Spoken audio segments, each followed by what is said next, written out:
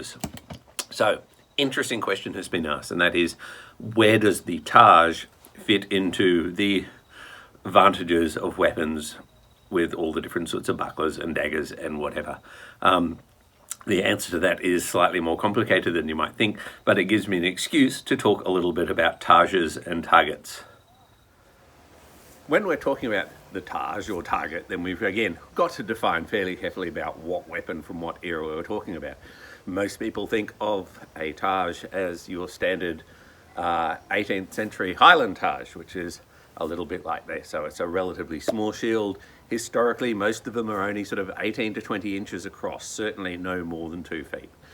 So relatively small, but they're thick, they're heavy, they've got tooled leather and stud work and metal plates and all sorts of things over there, and we'll talk about why they're like that in a little bit. But when Silver was talking about targets, he was not talking about one of these.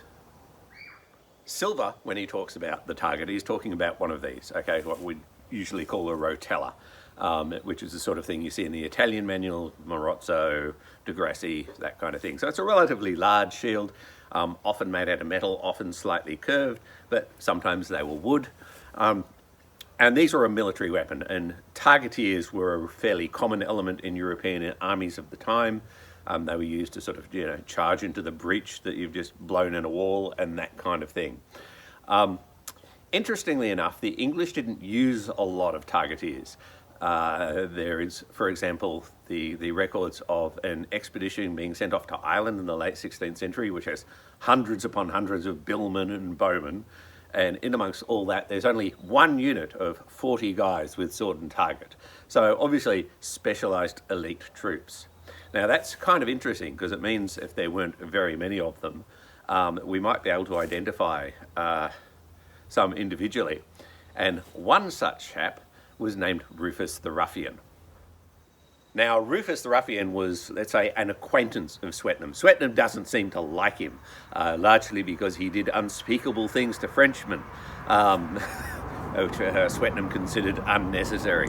And he talks about Rufus the Ruffian because of his target, which he had said has the devil painted on the outside and God painted on the inside, with the slogan, "If thou wilt not have me, the other shall," to indicate his indifference as to whether or not he went to heaven or hell. And this is one of the reasons why the more pious Swetnam thought he was a bit of a dick. But I thought it was cool, and I quite liked the idea of Rufus the Ruffian's target, so I made one with an authentic 17th century devil on one side and God on the other.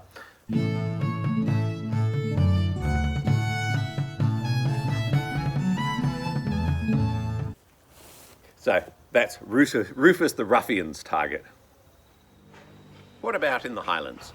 Well, up until sort of the end of the 16th century, Highlanders, as far as we can tell, didn't use round shields. They used heater shields. The Gaelic word for this is different to target. The Gaelic word for this is scaith, which means wing, okay, because you hold it a little bit like a wing, it looks a bit like a wing. So that was the word, and it's quite a distinctly different word to the name for the target, which is target, obviously adopted from English. But during the Middle Ages, as I say, up towards the end of the 16th century, this seems to have been the standard Highland shield.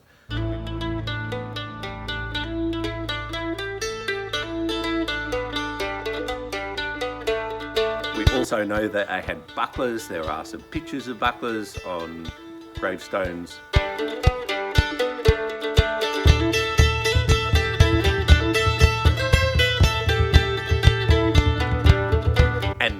Ian claimed to have an authentic example that he used as the basis for one of his illustrations.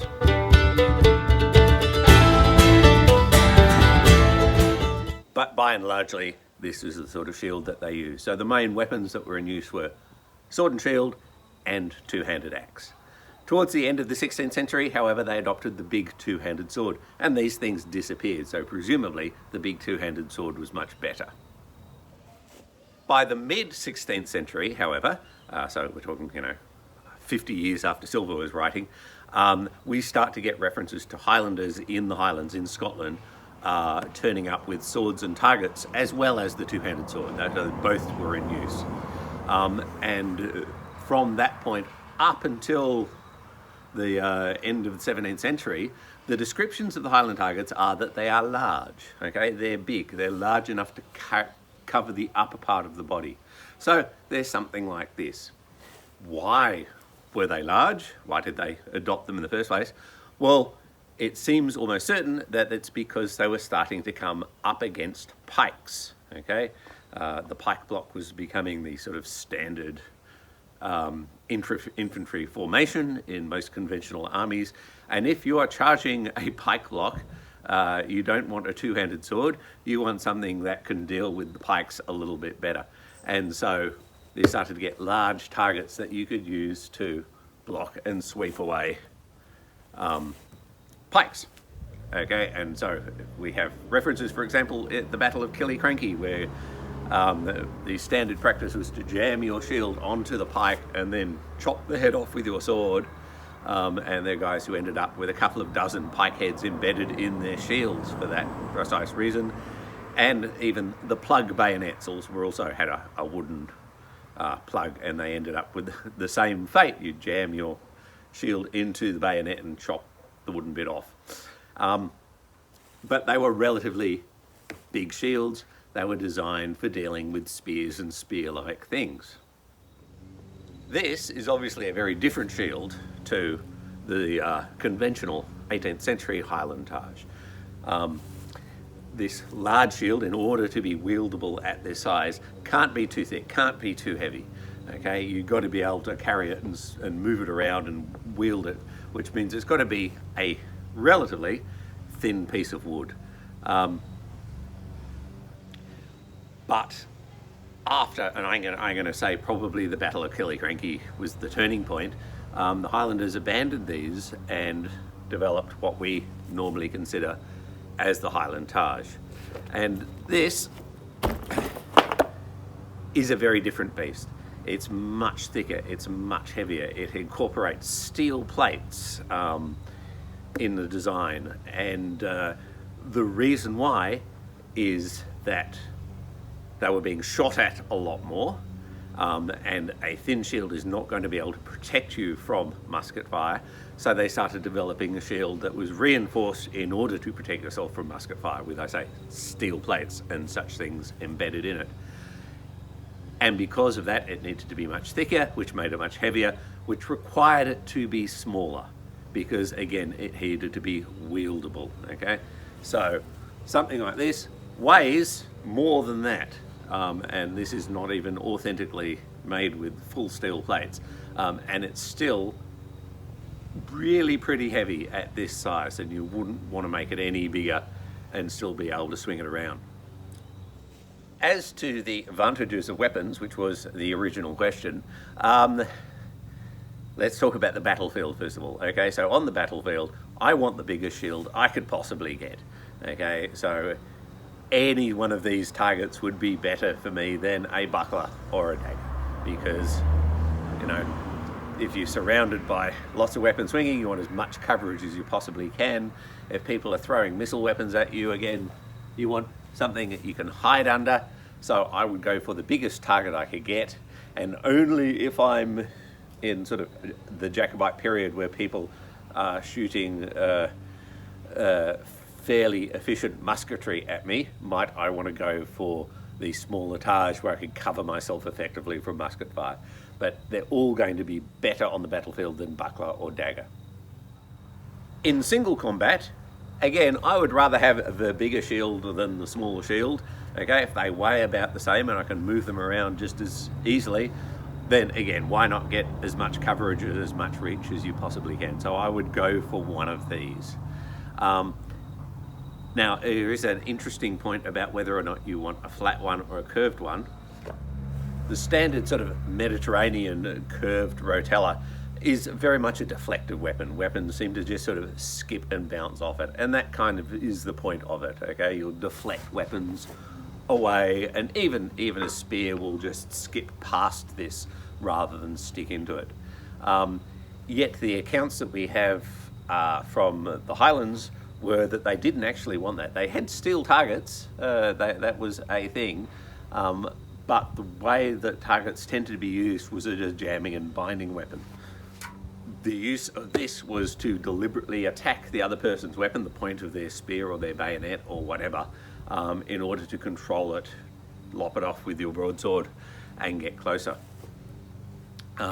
And a flat leather-covered wooden shield tends to be a lot stickier than the curved metal shields, and if you're going to reinforce your parries with your sword braced against your shield, again, the leather-covered flat wood tends to be better. So in that use, that's what I'm more comfortable with. So I'd rather actually have a flat wooden leather-covered shield than a shiny, skippy Rotella.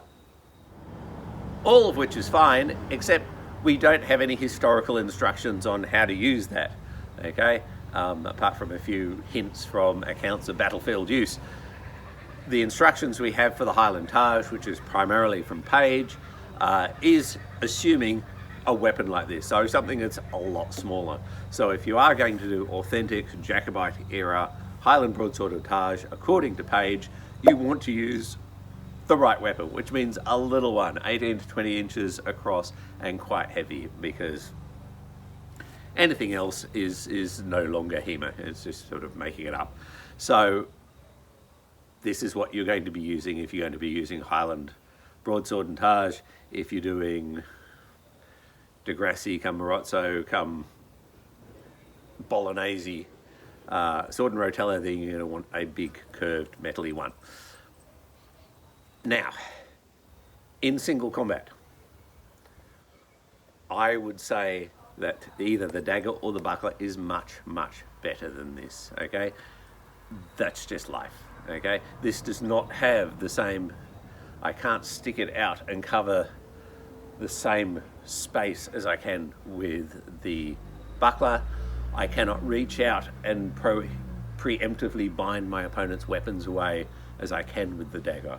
I have to use the sword and use the Targe to do the binding at a relatively short distance, which is just harder, okay? So, and it's also not big enough to really get down and cover your legs very well. So in single combat, definitely either the buckler or the dagger has a major advantage over this. If you want to even things up, of course, then use the full gamut of weapons that are available. That means spike on your Targe plus dirk behindhand.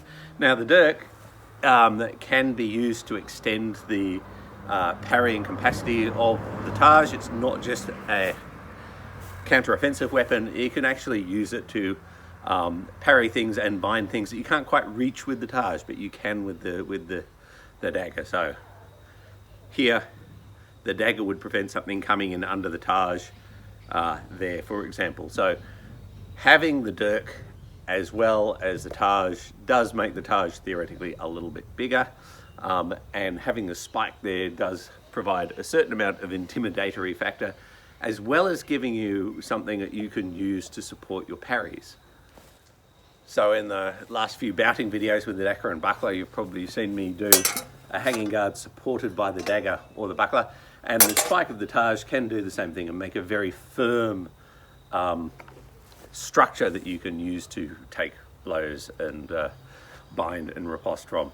And really the way that this is used according to Page is extremely similar to how you use, in particular the dagger. A lot of the instructions Page gives for the broadsword and Targe have almost identical equivalents in, say, Swetnam's sword and dagger section.